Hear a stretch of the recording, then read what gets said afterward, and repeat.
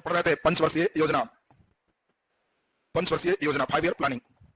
आपको बताया था कि विश्व में सबसे पहले किस देश में पंचवर्षीय योजना होगा? रूस में। और विश्व में सबसे पहले पंचवर्षीय योजना किस व्यक्ति ने लाया?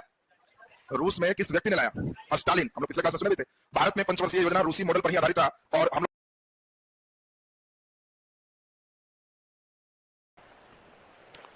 चलिए हम लोग पिछले क्लास में आर्थिक नियोजन शुरू किए थे और उसमें हम लोग शुरू किए थे पंचवर्षीय योजना और 5 ईयर प्लानिंग। आज हम लोग को पढ़ना है पंचवर्षीय योजना।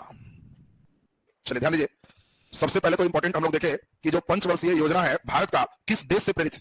रूस से प्रेरित है। रूस से लिया गया है हमारी पंचवर्षीय योजना को। और पहली पंचवर्षीय योजना 1951 से 56 तक रहा। दूसरी पंचवर्षीय योजना 1956 से 61 तक रहा। तीसरी पंचवर्षीय योजना 1961 से 66 तक रहा। और फिर हम लोग यहाँ पर देखेंगे 1966 से 69 कोई भी योजना नहीं बन पाया। फिर पुनः हम लोग बनाए तो 1969 से 74 ये चौथी पंचवर्षीय योजना रहा। फिर हम लोग देखें 1974 से 79 ये कैबिनेट नंबर है, पांचवी पंचवर्षीय योजना है। और ध्यान दें इसके बाद हम लोग देखेंगे इसमें खैर 70-75 कर दे इसको और 75-80 तो इसमें खैर ध्यान दें, पहले एक करके लाइन समझते चलिए, पहले 4-3 तक कंप्लीट कर लें फिर आगे बढ़ते जाएंगे। सुनिए ठीक से, पंचवर्षीय योजना 5 साल की प्लानिंग थी और हम लोग देखें कि 51 से 56 पहली पंचवर्षीय योजना में प्रधानमंत्री योजना आयोग के अध्यक्ष होते हैं और इसीलिए पहली पंचवर्षीय योजना के समय प्रधानमंत्री कौन है? जवाहरलाल नेहरू। तो नेहरू प्रधानमंत्री हैं और इन्होंने सबसे मेन इंपॉर्टेंट चीज रखा कि हमें डेवलपमेंट किसमें करना है? तो कृषि क्षेत्र में डेवलपमेंट करना है। पहला नंबर जो हमारा रहा कृषि के डेवलपमेंट की बात चली, उद्योग नहीं, पहला नंबर किसमें है? कृषि में। और कृषि डेवलपमेंट की बात में हम लोग देखें कि सबसे इंपॉर्टेंट चीज इसमें क्या बनाया गया? नदी घाटी परियोजना। और नदी घाटी परियोजना में आपको याद है कि हम लोग यहाँ इस पहली पंचवर्षीय योजना में भाखड़ा नांगल परियोजना, दामोदर घाटी परियोजना, हीराकुंड परियोजना, ये जितने भी परियोजना बने हैं सब पहली पंचवर्षीय योजना में है। नेहरू जी ने मैक्सिमम खर्च किया बड़ी बड़ी योजनाओं में कृषि के डेवलपमेंट के लिए।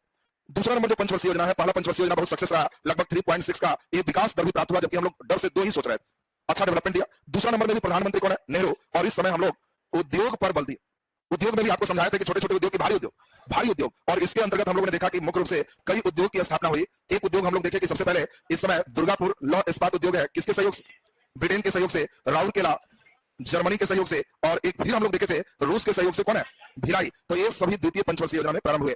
पहला और दूसरा पंचवर्षीय योजना एकदम सक्सेस रहा, लगा कि बहुत ही बढ़िया एकदम चल रहा है। तीसरी पंचवर्षीय योजना में भी नेहरू प्रधानमंत्री। अब नेहरू जी कह रहे हैं कि हम दोनों को लेकर चलेंगे, कृषि और उद्योग दोनों हमारी प्राथमिकता में होगी, दोनों हम लेकर चले। और जब दोनों लेकर चल रहे थे तो इसी समय तीसरी पंचवर्षीय योजना थोड़ा एक्सीडेंटल रहा, खराब स्थिति रहा। 61 से शुरू हुआ, दोनों डेवलपमेंट की बात चल रही थी और इसी कारण से हम लोग देखे कि इस समय उद्योग में भारी उद्योग बोकारो लौह इस्पात संयंत्र की स्थापना तीसरी नहीं हुई। ध्यान रखना, बोकारो दूसरा में नहीं है, बोकारो किसमें है? तीसरा में। तीसरा में अभी और चलता कि 1962 में चीन ने हमला कर दिया। न केवल हमला किया बल्कि भारत पर विजय भी प्राप्त किया और भारत को काफी नुकसान हुआ और इसके कारण हमारी अर्थव्यवस्था 62 में 61 में शुरू है, 62 में खराब स्थिति। 63 फिर एक साल थोड़ा बहुत पंख लगा है कि 64 में नेहरू जी ही मर गए। अब देखो नेहरू जी की ही मृत्यु हो। अब नेहरू जी के मरने के बाद हुआ कि इनकी जो मुख्य है इंदिरा गांधी, उनको बना दिया जाए, लेकिन हुआ कि अभी छोड़ दीजिए, और भी कांग्रेस में कई वरीय नेता हैं उनको बना दिया जाए, लाल बहादुर। अब शास्त्री जी इस समय प्रधानमंत्री बने। अब वो बढ़िया से अभी सोच ही रहे थे कि 1965 में पाकिस्तान हमला कर दिया।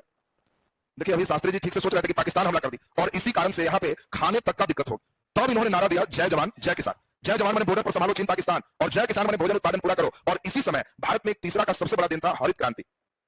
ये खाद्यान्न के क्षेत्र में एक बहुत बड़ी क्रांति हुई और इसीलिए आपसे पूछा जाएगा हरित क्रांति किस पंचवर्षीय योजना में हुआ? तीसरी पंचवर्षीय योजना में हरित क्रांति हुई। अब ध्यान दीजिए, तो पाकिस्तान इस समय हमला कर दिया। हम लोग अभी और कुछ सोचते कि 65 में ही लास्ट होते होते भयंकर सुखाड़ आ गया, पानी ही नहीं पड़ा। अब देखिए रहो कितना ट्रेजेडी है। हम लोग सोच के चले थे कि खूब ग्रोथ करेंगे और यहाँ मालूम चला चीन हमला, नेहरू जी की मृत्यु, शास्त्री जी प्रधानमंत्री, तो पाकिस्तान का हमला, सुखाड़। 1966 में पाकिस्तान को समझाने ताशकंद गए शास्त्री जी, वहीं उनका भी मृत्यु हो। अब तो समझ ही रहा होगा क्या एक्सीडेंट है। अब इसीलिए तृतीय पंचवर्षीय योजना सबसे खतरनाक, सबसे कम विकास दर, पहला से कम नहीं, पूरे में सबसे कम। हम लोग सोचे थे कि 4% 5% ग्रोथ होगा, केवल 2.4% ग्रोथ हुआ, पूरा इकोनॉमी बैठ गया। क्यों बैठ गया? कारण इस सभी था। और तब इसी समय प्रधानमंत्री नए प्रधानमंत्री के रूप में बनती है इंदिरा गांधी। अब बताओ तुम ही कोई गार्जियन प्लान करके किसी के घर में रखे हैं कि 5 साल की योजना, इस साल पूरे वायरिंग करा लेना है, अगले साल प्लास्टर हो जाएगा, नेक्स्ट साल पेंट करा लेंगे, अगले साल टाइल्स मार्बल हो जाएगा, तब अगले साल फ्रिज व्रिज खरीद लेंगे। 5 साल की योजना मालूम चला प्लान अभी बनाया है कि कमा के करेंगे, जैसे ही प्लान बनाया अगला साल पड़ोसी से फटाफटी कस के लड़ाई हो गया और थाना में केस के लड़ने में 2-3 लाख खर्च। तो समझ रहे वायरिंग कितना बढ़िया होगा जो समझ रहे। फिर अभी सोच रहे थे कि बस उधर से निपटे कि हम कुछ करेंगे, तब तक सीढ़ी से पैर स्लिप हो गया, 5-6 जगह हड्डी पसली टूट गया, डॉक्टर के यहाँ 6-7 लाख खर्च। अब फिर अभी कुछ सोच रहे थे कि मेन गार्जियन जो प्लान कर रहे थे हार्ट अटैक से वही मर गए। अब दूसरा आदमी को हेड बनाए, अब वो बेचारे सोच रहे थे, तब तक फिर इधर दूसरा जमीन गांव वाला था, उसकी लड़ाई 2-3 लाख फिर खर्च। अब अंतिम में फिर वो भी जिसको हेड बनाए थे वो भी मर गए।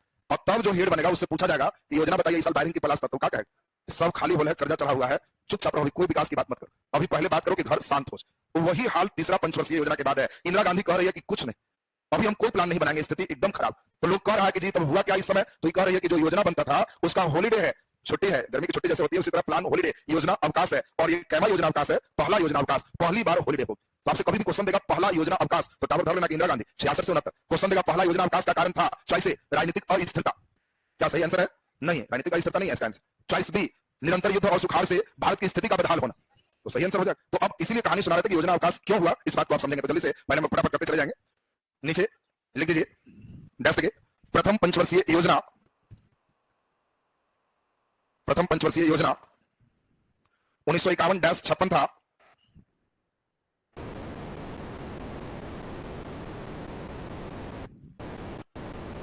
इक्यावन डैश 56 था।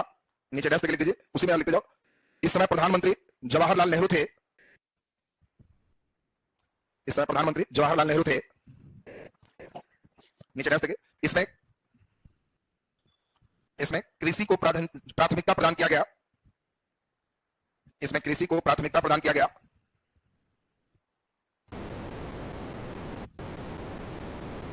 कृषि को प्राथमिकता प्रदान किया गया। नीचे डैश देखिए, प्रथम पंचवर्षीय योजना के समय, प्रथम पंचवर्षीय योजना के समय दामोदर नदी घाटी परियोजना, दामोदर नदी घाटी परियोजना, हीराकुंड परियोजना, भाखड़ा नांगल परियोजना का निर्माण हुआ।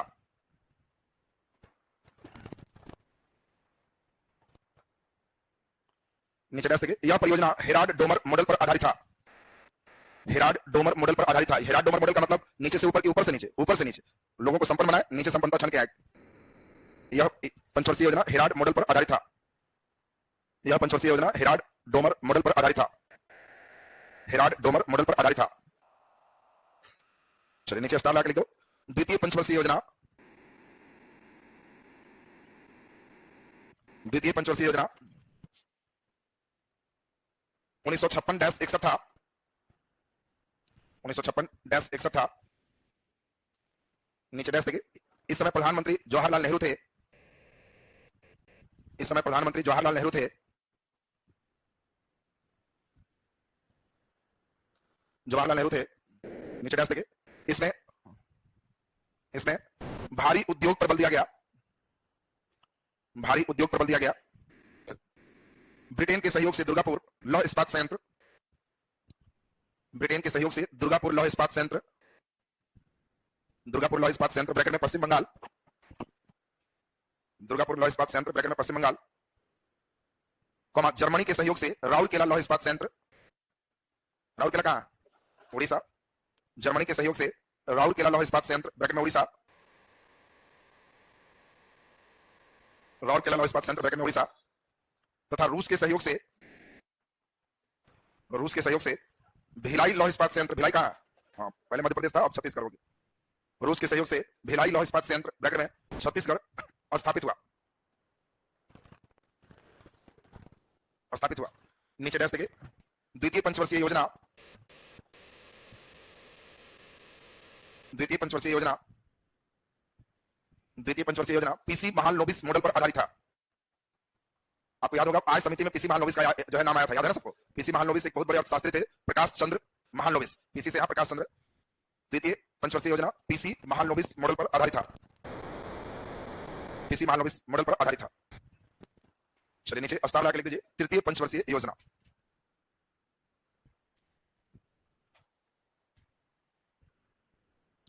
तृतीय पंचवर्षीय योजना ब्रैकेट में 1961-66 डैश देखिए, इस समय प्रधानमंत्री 1964 तक जवाहरलाल नेहरू रहे, 64 तक जवाहरलाल नेहरू रहे,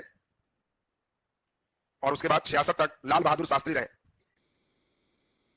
66 तक लाल बहादुर शास्त्री रहे, लाल बहादुर शास्त्री रहे। अच्छा, कोई बच्चा बता सकते हो तीसरी पंचवर्षीय योजना किस फार्मूला पर आधारित था? पहला तो ठीक है हेराल्ड डोमर, दूसरा पीसी महालनोबिस,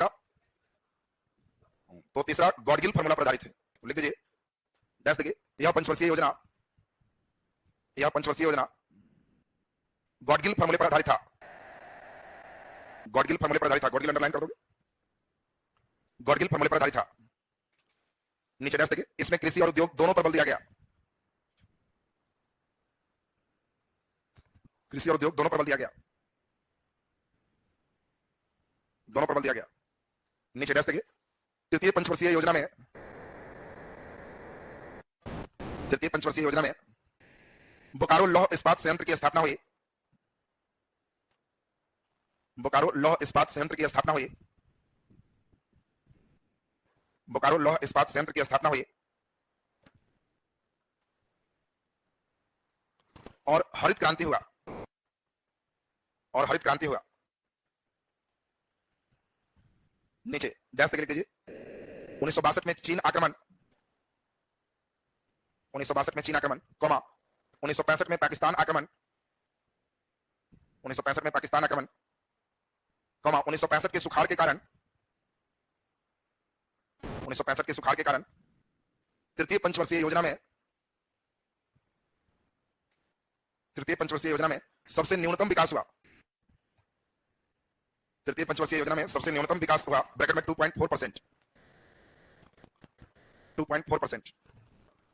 चलिए नीचे रेड पेन से स्टार लाके लिख दो, प्रथम योजना अवकाश, प्रथम योजना अवकाश, प्रथम योजना अवकाश 1966-69 रहा, प्रथम योजना अवकाश 1966-69 रहा। इसको घेर लेंगे। इस समय योजना का हॉलीडे हो गया, कोई तरह की योजना नहीं है। अब पहले आपको डेट याद करवा ले, फिर एक एक करके चलेंगे। जल्दी जल्दी याद करिए। 1951 से 56 ये पहली पंचवर्षीय योजना, 1956 से 61 दूसरी पंचवर्षीय योजना, 1961 से 66 तीसरी पंचवर्षीय योजना और 1966 से 69 ये प्रथम योजना अवकाश है। पहला इस समय कोई योजना नहीं बन रहा। क्यों? आर्थिक स्थिति बहुत खराब हो चुकी है। दो प्रधानमंत्री खो चुके हैं। इस समय प्रधानमंत्री कौन है? इंदिरा गांधी। आपसे पूछा जाएगा तो 66 में मर गए लाल बहादुर शास्त्री और 64 में ही नेहरू मर गए। इस समय इंदिरा गांधी प्रधानमंत्री बनी तो डिसीजन ली कि अभी देश की स्थिति ऐसा नहीं है कि हम लोग प्लान करेंगे डेवलपमेंट क्या होगा, पहले सर्वाइवल स्थिति है, तो इसीलिए 66 से 69 कुछ नहीं। 1969 से 74 यही चौथी पंचवर्षीय योजना का निर्माण इंदिरा गांधी ने किया। अब चौथी पंचवर्षीय योजना इंदिरा गांधी निर्माण की, बहुत ही बढ़िया डेवलपमेंट की, लक्ष्य रखी आत्मनिर्भरता का, और आत्मनिर्भरता में कही कि हम सबको आत्मनिर्भर बनाएंगे, डेवलपमेंट कराएंगे, विकास कराएंगे, और बहुत ही बढ़िया ढंग से 69 में काम की। सबसे पहला काम इसका रहा कि 1969 में 14 बैंकों का राष्ट्रीयकरण कर। बैंक मनमर्जी कर रहा था, जिसको चाह रहा था उसी को लोन देता, गरीबों को कुछ सोच ही नहीं रहा। इंदिरा गांधी कही कि बैंक तब सोचेगा जब सरकारी बने, क्योंकि फिर सरकार मॉनिटरिंग करेगी, सरकार अपना चाबुक निकालेगी और कहेगी कि गरीबों को इतना परसेंट दो, और नहीं देगा तो सटाक से देंगे, पीठ पर बदली कर देंगे, सस्पेंड कर देंगे, तब नाम से डराएगा। प्राइवेट रहेगा, हम कहेंगे इतना दो, उसका मालिक कहेगा चुपचाप कान भर करके सुनो, नहीं सुने। तो इसीलिए पहली बार लोक कल्याण के कार्यों के लिए 14 बैंकों का राष्ट्रीयकरण इंदिरा गांधी के द्वारा किया गया 1969। अब 1969 से 74 सब ठीक ही चल रहा था। उसी बीच में ही 1971 में प्रधानमंत्री का चुनाव है, क्योंकि 66 में प्रधानमंत्री का चुनाव हुआ था, तो 66 का 5 कितना हो? 1971। 71 में इंदिरा गांधी फिर चुनाव के बन गए 5 साल के। तो बोलो 71 से कहां तक बन गए? 76 तक के लिए प्रधानमंत्री बनी हुई है। अब बाकी 69 से 74 ही चल रहा है। अब 71 में जिस समय चुनाव था, इंदिरा गांधी बहुत अच्छा नारा दी, गरीबी हटाओ।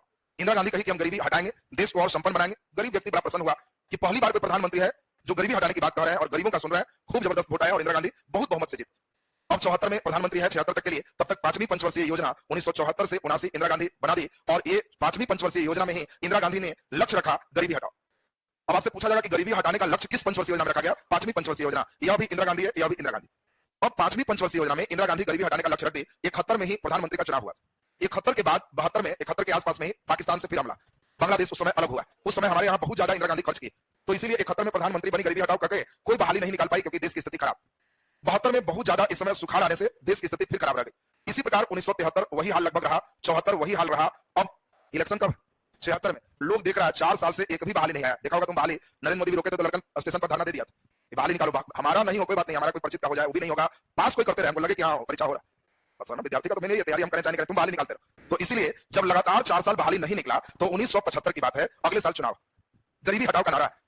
लड़कन जो गरीब घर से तैयारी कर रहे थे वो कह रहे हैं कि गरीबी हटाओ नहीं, गरीब हटाओ का नारा दे, गरीबी के मार देगी। बहाली नहीं निकाल रही, सब गरीब मर जाए तो अपनी संख्या घट जाएगा, तो गरीबी हट जाएगा। ये गरीबी दो तरीके से हट सकता है। एक, सब गरीब के मार दो, फिर गरीब को बचा तो नहीं बचा, गरीब हट गया। और दूसरा, गरीब को फिर हम डेवलप करवाएं, दो ही तरीका। तो कई लोग कह रहे हैं दूसरा तरीका उठा रही, और यही बिहार के लड़के इस समय चार्ज, और बिहार के लड़कों ने इस समय फुल चार्ज होकर एक आंदोलन किया, बिहार का छात्र आंदोलन। जयप्रकाश नारायण को हेड बनाया। जयप्रकाश नारायण कहे कि ये समस्या केवल बिहार की नहीं, संपूर्ण देश का है, और इसीलिए उन्होंने पूरे संपूर्ण क्रांति का नारा दी कि सब जगह क्रांति होगी, और बिहार के बच्चों से कहे कि दिल्ली चलो। देश भर में शोर किए, दिल्ली आओ। 75 में दिल्ली सबको लाइन से बुलाया। पहली बार दिल्ली में किसी व्यक्ति के द्वारा उतना भीड़ जुटा। वो 75 के दिल्ली का वह भीड़ आज भी किसी बड़े भीड़ के साथ तुलना की जाती। 14 में मोदी जी का भी भीड़ कहीं कहीं रहा, तो उसको कंपैरिजन लोग कर रहे थे कि दिल्ली वाले भीड़ और ये वाला भीड़ 75 वाला, और देखिए दोनों में क्या कंपैरिजन। लड़के उस समय बहुत घूमने का चांस नहीं रहता था, गरीबी थी। 75 में पहली बार लड़के को हुआ कि दिल्ली चलो, वो भी बिना टिकट। इतना संख्या में रहेंगे कि टीटी नहीं पूछेगा, जिस तरह का नहीं भी मर्जी कहा तो चल यार, कुछ हो जाए हम लोग दिल्ली घूम तो लेंगे और वहां घूम के चलाएंगे। और ऐसा केवल बिहार नहीं, पूरे देश के लोग यही लड़के सोच रहे। और दिल्ली के जो मैदान थे, इतनी भीड़ हो गई कि वो भीड़ इंडिया में सबसे आदर्श रहा। इंदिरा गांधी सोची ही नहीं थी कि हमारा विपक्ष इतना मजबूत हो सकता है, और इंदिरा गांधी उस भीड़ को देख के और एकदम चिढ़ रही। जितने चिढ़ रही है भीड़ उतने बढ़ रहा कि भाई बाहर निकालो, और जितनी महिला थी कि तुम्हारे कहने से हल्ला करने से निकालेंगे तो और हल्ला करें, हम स्थिति अनुकूल पाएंगे तब करेंगे। लोग कह रहा कि डर से करो, हम आए हुए तब करो। उसी बीच इलाहाबाद हाईकोर्ट आग में घी का काम कर दी, उसने इंदिरा गांधी के निर्वाचन को ही अवैध करार दे दी। अब तो लोग कहने लगे कि इस्तीफा दो, जब इस्तीफा देके लोकसभा से अवैध है तो राज्यसभा से प्रधानमंत्री रह सकते थे। लेकिन इंदिरा गांधी जब देखी कि जरूरत से ज्यादा हल्ला कर रहा है, तो यही 1975 में कही कि देश में आंतरिक अशांति है और इसके कारण हम इमरजेंसी आपातकाल लागू करते हैं। और आपातकाल इमरजेंसी में देश सबसे ऊपर है। कोई व्यक्ति रोड पर अगर नजर आ गया कि इधर जिंदाबाद मुर्दाबाद, जेल में डालेंगे। और 75 में सारे जेल हाउसफुल हो गए, कई स्कूल कॉलेज को भी जेल में तब्दील करके लोगों को भर दिया। इंदिरा गांधी कही रोड पर खाली आ जाए और एक बार जिंदाबाद के जब ही सुन लो तो बंद कर दो, इमरजेंसी है, देश की स्थिति खराब है, हम सुनना ही नहीं पसंद करेंगे। सारे नेता 75 में जेल में। और तब इंदिरा गांधी यही 5वीं पंचवर्षीय योजना में घुसा रही कि खाक इंडिया में गरीबी मिटेगा। एक आदमी का 7-8 संतान है, 7 को संतान है, 8 को संतान, कितना गरीबी मिटाएं। उसको हम देते भी हैं 7,000, तो एक आदमी पर 1,000 पड़ता। अकेले रहता तो कुछ होता, इतना ज्यादा जनसंख्या है, ऐसे नहीं कुछ हो। हर डॉक्टर को टारगेट दी, तुमको भी जेल में बंद करे। टारगेट है एक डॉक्टर एक दिन में 20 व्यक्तियों का नसबंदी करे, ताकि जनसंख्या कंट्रोल हो। हमारे देश में जब तक जनसंख्या कंट्रोल नहीं होगा तब तक ये गरीबी नहीं मिटेगी, हम सब समझ लिए। और डॉक्टर 20 के टारगेट पूरा करने के लिए इंदिरा गांधी कही तुमको थाना पुलिस एकदम कोऑपरेट करेगा, नहीं करता है कंप्लेन करो, ये पुलिस से हम मांगे नहीं मिले। डॉक्टर के साथ हमेशा थाना पुलिस हो। अब सोचो थाना पुलिस इतना जबरदस्ती किया कि टारगेट पूरा करने के लिए स्टेशन पर कोई जा रहा है, कहीं जा रहा है, पकड़ के उसका नसबंदी। कई लोग चिल्ला रहा है कि मेरा भी शादी विवाह नहीं हुआ, चुप रहो, नसबंदी। अब सोचो ऐसी स्थिति 75 का इमरजेंसी है कि देश सबसे ऊपर, और जनसंख्या को कंट्रोल करने के लिए इंदिरा गांधी ऐसी कठोर लेडीज थे, कुछ नहीं सुनना है। वो कही कि एकदम जो है एकदम सही, हम एकदम देश को सुधार दें। अब जेल में बंद नेता 75 में छटपटा रहा है, लेकिन खुश है कि जाने दो 76 में इलेक्शन होगा ना, इलेक्शन में उसको बता दें। इंदिरा गांधी कही कभी इमरजेंसी में कोई इलेक्शन नहीं होगा, हमको पावर है, इमरजेंसी की स्थिति में 6 महीना का इलेक्शन टालेंगे। 6 महीना टाल दी, फिर 6 महीना बाद फिर देखिए जेल से छुटा, 6 महीना फिर टलेगा, फिर देखिए स्थिति खराब है, 6 महीना और टलेगा। अधिकतम 18 महीना, 1.5 साल टाल सकती थी, 1.5 साल टाल दी, और 76 से पहुंचा दी 77। अब 77 में सब जेल से छूटे, इलेक्शन हो। इंदिरा गांधी कभी सोची नहीं थी। 47 से स्थिति यह था, 77-30 साल तक कांग्रेस पार्टी ईटा पत्थर को ही टिकट देती तो जीत जाती थी, जिसको दे दे उसका चपरासी भी लो टिकट, विधायक एमपी, इतना चलती थी। और इंदिरा गांधी उसको नजदीक से देखी थी, आज तक देखी नहीं थी कि चीज है, उसको लगी नहीं रहा था कि लोकतंत्र है, वो समझ रही थी राजतंत्र है, राजा का बेटा ही राजा हो, पब्लिक तो केवल फॉर्मेलिटी करती। और 77 के चुनाव जब हुआ, इंदिरा गांधी स्वयं रायबरेली से चुनाव लड़ रही थी, वही हार गई, बाकी का तो छोड़ दी। इंदिरा गांधी चुनाव हार गई, लोग इतना चिड़े हुए थे कि ऐसे जबरदस्ती किया है, तुमको हम सही कर दे। और इंदिरा गांधी की कांग्रेस पार्टी की बुरी हाल हुई। इस समय भाजपा नहीं, बीजेपी नहीं, और इस समय विरोधी पार्टी बनाए थे जनता दल। वही देखो जनता दल यूनाइटेड, राष्ट्रीय जनता दल, सब वही वाला बना हुआ। तो इस समय 77 की एक पार्टी थी जनता दल, और वो जनता दल पार्टी पहली बार सब मिला जुला के एक स्पष्ट बहुमत जुटा पाया, और 77 में पहली बार गैर कांग्रेसी प्रधानमंत्री मोरारजी देसाई बने। अब देखिए बहुत इंपॉर्टेंट है, मोरारजी देसाई पहले गैर कांग्रेसी प्रधानमंत्री हैं, इंदिरा गांधी ही चुनाव हार गई है, और मोरारजी देसाई 77 में जब प्रधानमंत्री बने, लगभग 78 पहुंच गया, तो उन्होंने 5वीं पंचवर्षीय योजना को 1 साल पहले खत्म कर दिया, कहा कि इस पंचवर्षीय योजना बेकार बात है, हम नहीं चलाएंगे। और इसीलिए ये 1978 में ही कहे कि हम 1 साल की योजना लाएंगे, जिसको रोलिंग प्लान कहेंगे। हाँ, इसको हम अनवरत योजना के नाम से जानेंगे। अब देखिए, पहले गैर कांग्रेसी प्रधानमंत्री मोरारजी देसाई का कहना है कि हम कांग्रेस द्वारा लगाए गए पंचवर्षीय योजना को नहीं मानते, हम योजना बनाएंगे 1 साल का, 5 साल का, 20 साल का, और हर समय समीक्षा करें। योजना सिर्फ 5 साल का नहीं होगा, हम 20 ईयर का प्लानिंग करें, 1 साल का प्लानिंग करेंगे, 2 साल का प्लानिंग करेंगे, और इस तरह से हमारा निरंतर रोलिंग करते हुए अनवरत योजना चलती रहेगी। और 78-79 में हमारी अपनी योजना होगी, बहुत अच्छा डेवलप की। अगले साल फिर 1979-80 में फिर इन्होंने अपनी अनवरत योजना लाई, सालाना ला रहे थे। लेकिन 80 में जो विरोधी पार्टी थे, वो देखे कि मोरारजी देसाई प्रधानमंत्री के रूप में डेवलप कर रहा है, तो जनता दल के लोग एक दूसरे का टांग खींच के अपने प्रधानमंत्री को गिरा दी। अब 80 में फिर चुनाव होगी। अब 80 में फिर जब इलेक्शन हुआ, तो इंदिरा गांधी अब घर घर जाके एकदम जहां सभा में जा रही है, हाथ जोड़ जोड़ के माफी मांग रही कि जनता हमारे मालिक है, हमारे भगवान है, मुझे मालूम चल गया, हमें गलती का एहसास हो रहा है, एक मौका दीजिए, हम प्रायश्चित करना चाहते हैं। और भारत की जनता तो भाई महान है, एक बार जान लेके नहीं माफी मांग रहा है तो एकदम ऊपर। नहीं तो भारत में सबसे कठिन चीज है वोट। किसी से मांगते हैं तो लगता है वो किडनी पेपर आप मांग रहा है, ये नहीं देगा, ये बहुत सोचेगा समझेगा तभी प्रदान करे। तो इसी कारण से 80 के इलेक्शन में इंदिरा गांधी फिर पूरा बहुमत से जीती, और जब पूरा बहुमत से जीती तो ये रोलिंग प्लान 78-79 में जितना डेवलपमेंट हुआ, कहीं चुपचाप इसमें ऐड करो, तो 5वीं का हिस्सा में रहेगा। और हम 80 में हेड बने हैं, 1980 से 85 छठी पंचवर्षीय योजना हो। लोगों ने पूछा कि तो मैडम 79-80 वाला ये कहा जाएगा, तो कहीं बस द्वितीय योजना अवकाश, बात समझ लो, हॉलीडे भी होता है ना, तो कहीं 1 साल का हॉलीडे है, ये वाला छोड़ दो, जो डाटा आया खत्म करो, ये डाटा इसमें शामिल करो, और 79 तक था ही नहीं डाले, तो जो किया इसमें जोड़ दो, तो हो गया, और बाकी ई वाला को हॉलीडे करो। तो अब बताओ, तुमसे पूछा जाएगा पहला योजना अवकाश था 1 साल का, 2 साल का, 3 साल का, 5 साल, चलिए बोलिए 3 साल। दूसरा योजना अवकाश था 1 साल का, ये ध्यान रखना है तुमको, सभी अवकाश पर भी ध्यान रखना।